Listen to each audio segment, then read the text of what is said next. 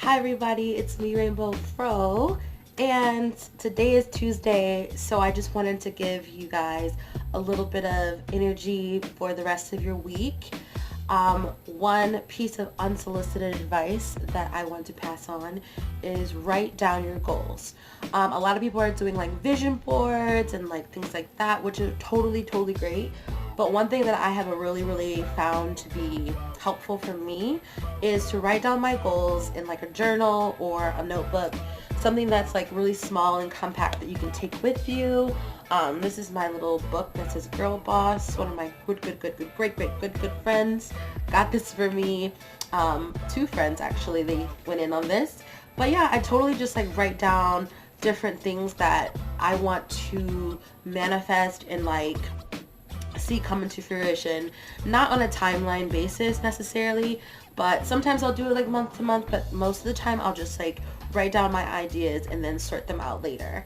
So that part is something that I can definitely pass along. So of course that's a really basic thing, like write down your goals.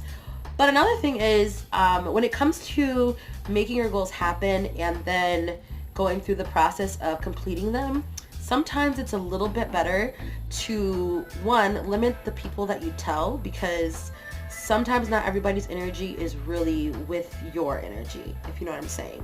Like, for me, like I'm doing things differently, or I've always kind of done different things than my peers. So like I went to college, I graduated, I went into professional career, whatever the case is.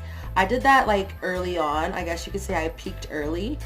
So I'm not really dealing with the same things that they're dealing with, although a lot of my peers are making more money than me because I decided to be an entrepreneur and just like really just make something happen out of nothing. And so a lot of the times, people don't have the same entrepreneur type of mindset that I do, so they just don't understand the things that I go through.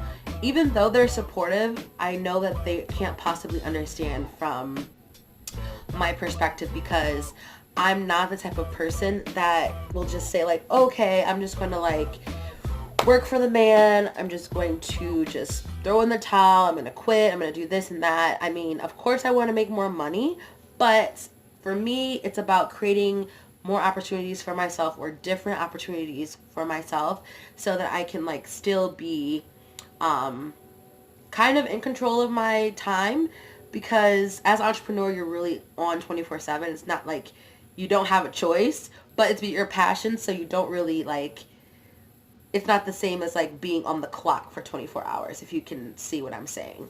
But it is a possibility to be, in a position where you're kind of burnt out, especially if you have like no relief, or you don't have someone like that's a business partner that can like go in on it with you. But yeah, those are basically things that every entrepreneur goes through. So it's nothing new. It's nothing like, well, it might be new, because if you're not an entrepreneur and you're thinking about starting your own business, or just launching a program or a project, and you just, want to do it because it's what you love, it's nothing to scare you away, but just consider the fact that your time is not equivalent to money.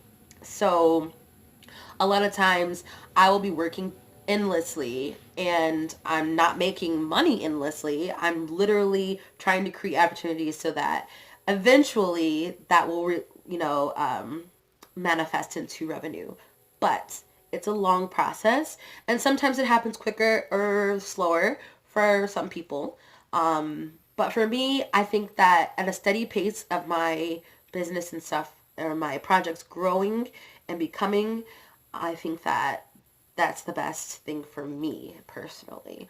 But like I said, not everybody is going to get it. Not everybody is going to understand why you don't just like get a 9 to 5 job, or why you just don't like use your degree, or whatever the case is. Now for me, I am using my degree, but I'm more so using my degree and also skill sets that I didn't learn in college. I basically picked up along the way, and a lot of it was self-taught when it comes to business. So I also don't, I also want to encourage people that are wanting to start their own business and be entrepreneurs, that you don't have to be a business major. You don't have to have a master's or a bachelor's in business or anything like that. It's a good idea to educate yourself always, always, always when it comes to whatever project or whatever thing you're going into, especially business. You want to at least be educated, or at least surround yourself around people who know more than you so that you can get the education and training that you need to be successful. So those are my tips and tricks. Not tricks really, but those are just my tips. And I kind of want to talk a little bit more about my businesses and my projects, things like that. But as I said, I don't really broadcast everything. I hold myself accountable by writing things down, kind of moving through my process.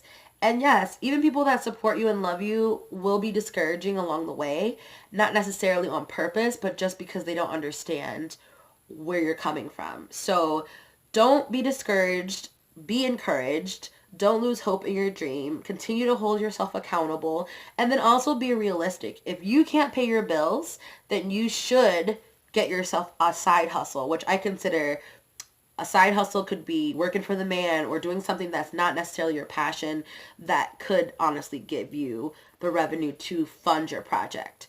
Do fundraising, do sell things, like just do as much as you possibly can to get to the point where you can fund your dream.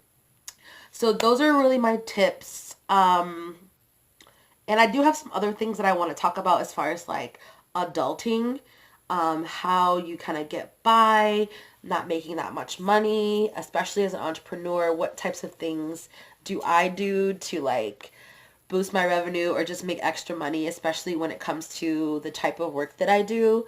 So another really awesome thing that I can share is just like as far as side hustles go, don't be afraid of Craigslist. Like you guys, I know Craigslist has like a really bad stigma, you know, where you don't want to like get on there for actual jobs. But for me, Craigslist has been really integral because you can find a lot of gigs. And for me, I have like different skills. Like my skill set is not just in language, or it's not just in business, or whatever the case is. I have lots of different skill sets and abilities. So sometimes you'll find gigs that are just like really temporary, just like a 1 day weekend type of thing. Or even like a couple of months or a couple of weeks that can just allow you to make some extra money.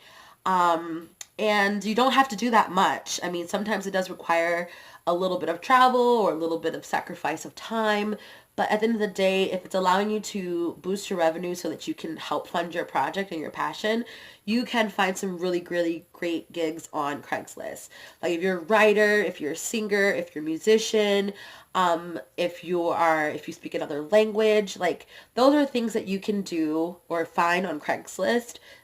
In addition to just like really random gigs like babysitting or being a nanny or whatever the case is. I know those are types of jobs that not everybody's really fit to do. But if you are a person that loves kids and works with kids already and has different certifications and experiences, then those are things that you can do. And don't think that any job is not, there's no job that is, if it's paying money, I'll just say it like this. If the job is paying money, no job is inadequate. So just think of that when you're planning for your business. And yeah, so those are pretty much all my tips. I have said that like 3 times, but I think this time that's all I want to share today. I want to keep this video kind of short, but if you guys have any tips and tricks or questions, definitely leave them in the comments below. Like this video if you want to see more videos like this. Subscribe, and I will talk to you later. Peace and hair grease.